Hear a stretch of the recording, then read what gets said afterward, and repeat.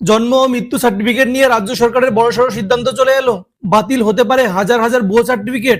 এমনকি 1997 সাল থেকে পঞ্চায়েত এবং 2000 সাল থেকে পৌরসভা থেকে ইস্যু হওয়া পুরনো জন্ম মৃত্যু সার্টিফিকেট এবার পুনরায় যাচাই করার সিদ্ধান্ত নেওয়া হয়েছে। আজকের ভিডিওতে দেখাবো জন্ম ও মৃত্যু সার্টিফিকেট নিয়ে রাজ্য সরকার থেকে কি কি সিদ্ধান্ত নেওয়া হয়েছে, কতগুলি সার্টিফিকেট ইতিমধ্যেই ভুয়া চিহ্নিত হয়েছে, আর আপনার কাছে থাকা জন্ম বা মৃত্যু সার্টিফিকেট কি যাচাইয়ের আওতায় আসবে। সম্পূর্ণ ভিডিওটি দেখুন।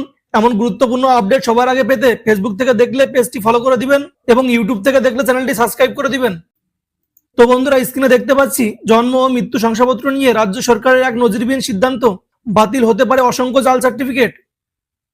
নবান্নের নতুন বিজ্ঞপ্তিতে তোলপাড় পুরো রাজ্য। জন্ম মৃত্যু শংসাপত্র প্রদান এবং তা যাচাই নিয়ে নেওয়া হয়েছে একাধিক কড়া পদক্ষেপ। জনপ্রতিনিধিদের ক্ষমতা বাতিল। এখন থেকে পঞ্চায়েত প্রধান, পৌরসভার চেয়ারম্যান বা মেয়রের হাতে থাকছে না জন্ম মৃত্যু শংসাপত্র দেওয়ার অধিকার। রাজ্যের নতুন সিদ্ধান্ত অনুযায়ী কেবল নিবন্ধিত সরকারি আধিকারিকরাই এবার থেকে এই সার্টিফিকেট ইস্যু করতে পারবেন। পঞ্চায়েত ও পুরসভা ধরে জেলা শাসকেরা ঠিক করবেন কোন আধিকারিক এই দায়িত্বে থাকবেন। পুরনো শংসাপত্র পুনরায় যাচাই।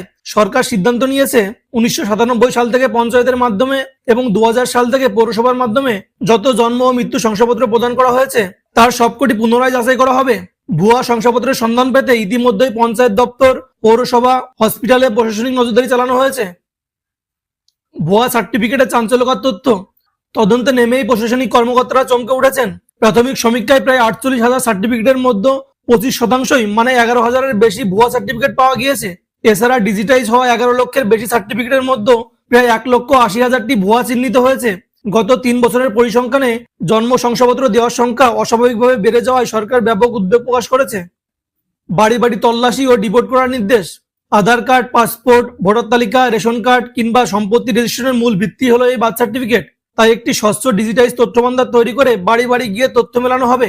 যাদের শংসাপত্র নেই তাদের শুনানির ব্যবস্থা থাকবে।